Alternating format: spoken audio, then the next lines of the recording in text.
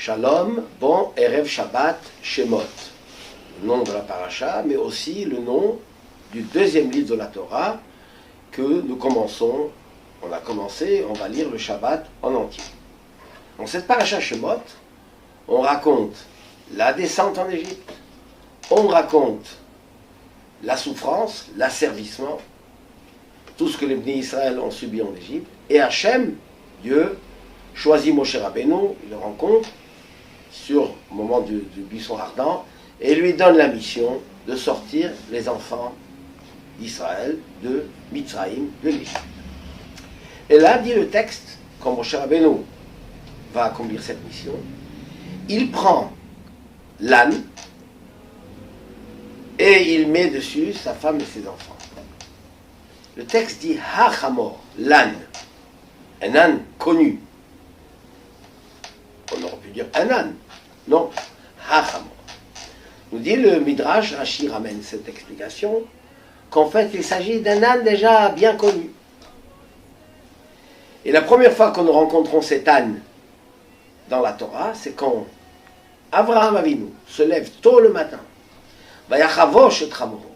Il attelle, il scelle, il attache son âne pour aller à la Hakeda, au sacrifice de son fils Yitzhak. Et la troisième fois où on va rencontrer cet âne, ce sera à la venue du Mashiach, où il est dit, dans le prophète Zacharie, Ani verochev al hacham. C'est un pauvre qui chevauche, qui monte sur un âne. Et là, le Midrash nous dit quelque chose de très étonnant. En parlant de l'âne de Abraham, il dit Chavash et Chamor. Il a attelé, il a attaché, il a scellé. Quand il s'agit de Moshe, c'est marqué Vayar Kivem. Il les a montés sur l'âne. Et quand il s'agit du Mashiach, c'est marqué le Chamor sur lequel Allah Yigalé, sur lequel il va se révéler. Mashiach va se révéler sur cet âne. Ces trois formes d'expression concernant l'âne, en fait, représentent quelque chose de fondamental, d'essentiel dans notre histoire et dans notre service de Dieu. Car nous voyons cet âne-là en rapport avec ces trois personnages, Abraham, Moshe et Mashiach. Qu'est-ce que vient faire un âne ici? Disent nos sages qu'en fait le mot âne en hébreu c'est chamor. Ça vient du mot chomer, la matérialité, le matériel, la grossièreté de la matière. Celle qui, en apparence, s'oppose à la présence divine. Et là, cette matérialité va être transformée, va être changée, va être élevée, mais ça se passe en trois étapes. La première période, c'était Abraham Avinu. Abraham Avinu était dans un monde, notre père Abraham était dans un monde, tout le monde était idolâtre, tout le monde servait les idoles, tout le monde adorait la matière, les pierres, les statues, etc. On était à l'opposition totale de Dieu. Il fallait attacher cet âne, il fallait cette matérialité, la dominer, la contrôler, la transformer, la changer, l'atteler.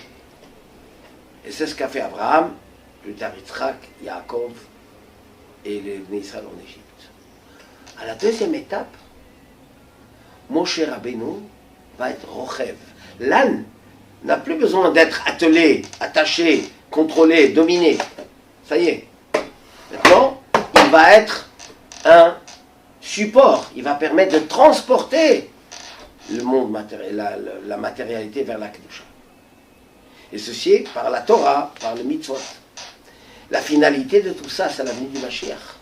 Que la matérialité, non seulement est contrôlée, dominée par la sainteté, non seulement qu'elle va servir de transport, de support, mais elle-même va permettre de révéler la présence divine.